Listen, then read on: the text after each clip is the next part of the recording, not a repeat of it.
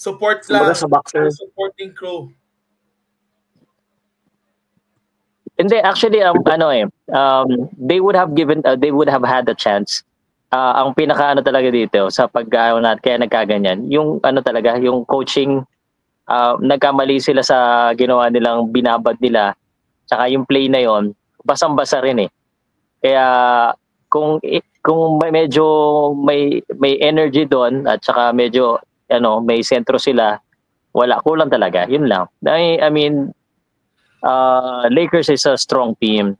LeBron James is still strong, but they're not strong enough to win the playoffs against the Minnesota Timberwolves, and that's the fact. Yan ang pawang katotohanan. Go.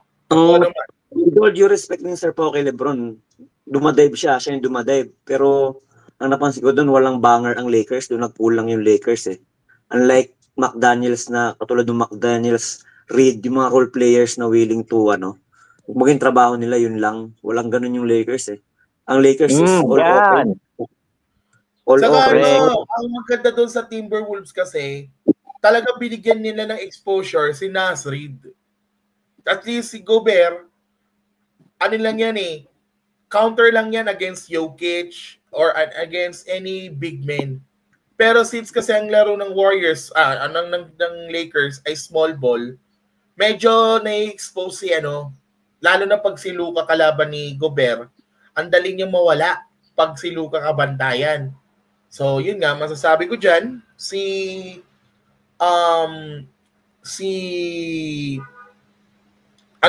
Reed. Ito yung maganda kay Reed eh. Napakaganda ng paa ni Reed. Talagang marunong, maganda yung laterals ni Reed. Kaya niya sabayan kahit sino eh. Tapos ito si Julius Randle, nasisipagan na siya.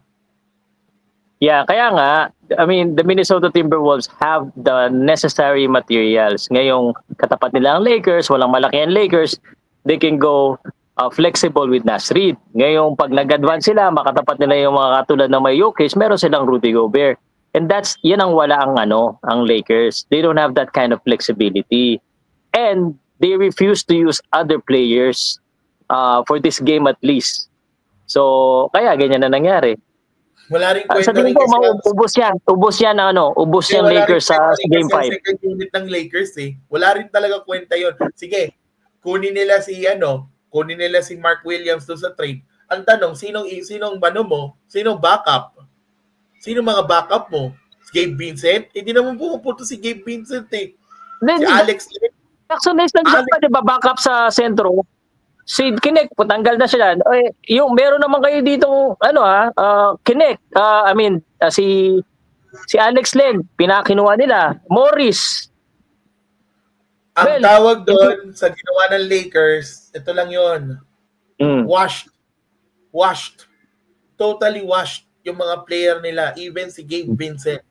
Blue collar na, Sir Pao ang kalaban nila eh. Blue collar team tong Wolves eh. Kumbaga sila mga prima donnas tong Lakers. Poging laruan kasi papogian laro eh. Packet niya yung laro niya eh.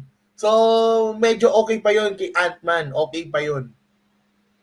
Yeah, tsaka guys, totoo nga sinabi nila. Almost every team kailangan talaga ng bad boy. Wala silang ganoon eh.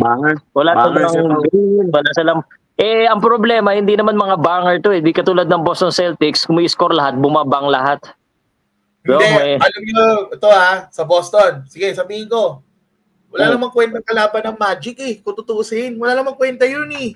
Nag-chamban lang kayo ng Game 3. Ganyan din sinabi mo sa Lakers. Tapos ngayon, ano nangyari sa Lakers?